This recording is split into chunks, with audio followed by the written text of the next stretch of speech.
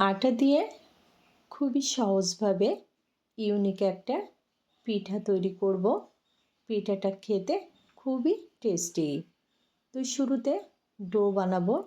এই জন্য প্যানে নিয়ে নিচ্ছি দুধ 300 গ্রাম, স্বাদ মতো লবণ।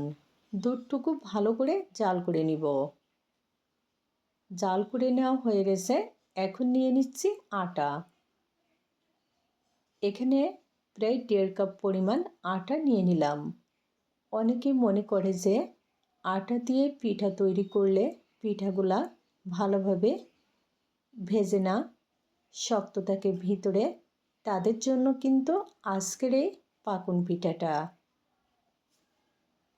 একটু সময় নিয়ে মিশিয়ে ডো তৈরি করে নিয়েছি। এখন একটা প্লেটে নামিয়ে নিচ্ছি। একটু ঠান্ডা হলে, অর্থাৎ কুসুম গরম থাকতে এই ডো কিন্তু মথে নিতে হবে। ডো যত বেশি ভালো করে মথে নেওয়া যাবে, পিঠাগুলা কিন্তু তত বেশি সুন্দর করে বানানো যাবে। এখন একটা বাটিতে নিয়ে নিচ্ছি একটা ডিম। একটা ডিম দিয়েই পুরো পিঠাটা তৈরি করে নেওয়া যাবে। এখন এই ডোর ভিতরে দিয়ে দিচ্ছি ডিমের মিশ্রণ। ডিমের মিশ্রণ দেওয়ার পরে দেখবেন ডোটা একেবারে ছড়িয়ে গেছে। এতে কিন্তু ভয় পাওয়ার কোনো কারণ নেই। একটু সময় নিয়ে চটকে নিলেই কিন্তু আবার পূর্বের অবস্থায় ফিরে আসবে। সফট একটা ডো তৈরি করে নেওয়া হয়ে গেছে। এখন আমি যে কয়টা পিঠা তৈরি করব, ঠিক সেই কয়টা ছোট ছোট লেচি কেটে নিচ্ছি।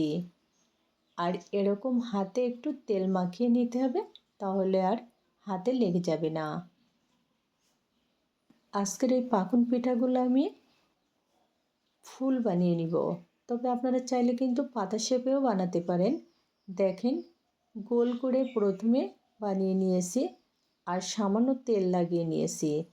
এখন চামচের হাতল দিয়ে এভাবে এভাবে দাগ দিয়ে ডিজাইন করে নিচ্ছি।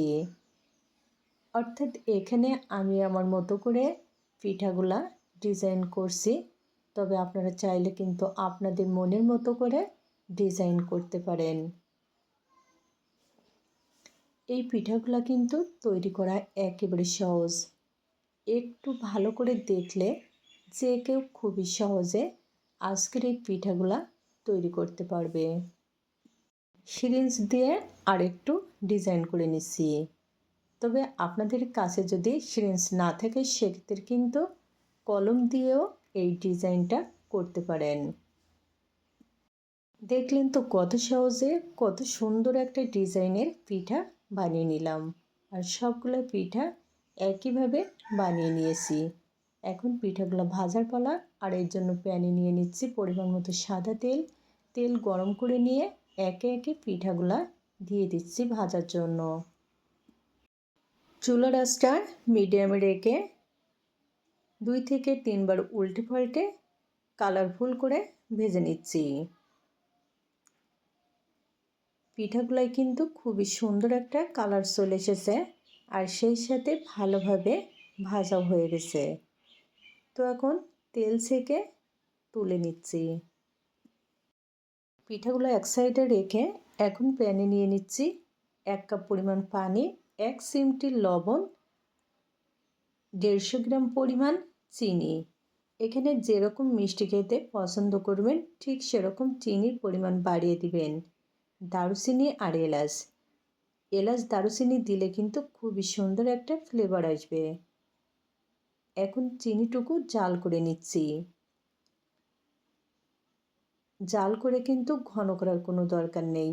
জাস্ট চিনি গলে যাবে আর এভাবে ফুটতে শুরু করবে, তখন কিন্তু এই চিনির শিরাটা পুরোপুরি রেডি হয়ে যাবে।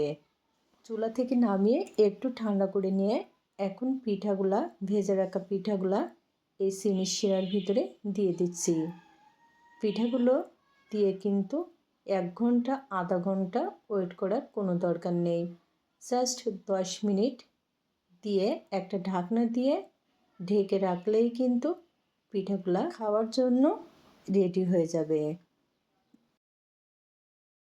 ঠিক 10 মিনিট পরে ফিরে আসলাম। দেখুন পিঠাগুলা কিন্তু পুরা চিনির শিরা খেয়ে ফেলেছে আর পিঠাগুলো ফুলে দ্বিগুণ হয়ে গেছে। আর সেই সাথে কিন্তু একেবারে নরম তুলতুলে হয়েছে। তো বন্ধুরা, ভালো লাগলে অবশ্যই একবার এই পাকন পিঠার রেসিপিটা তৈরি করে দেখবেন। সবাইকে ধন্যবাদ।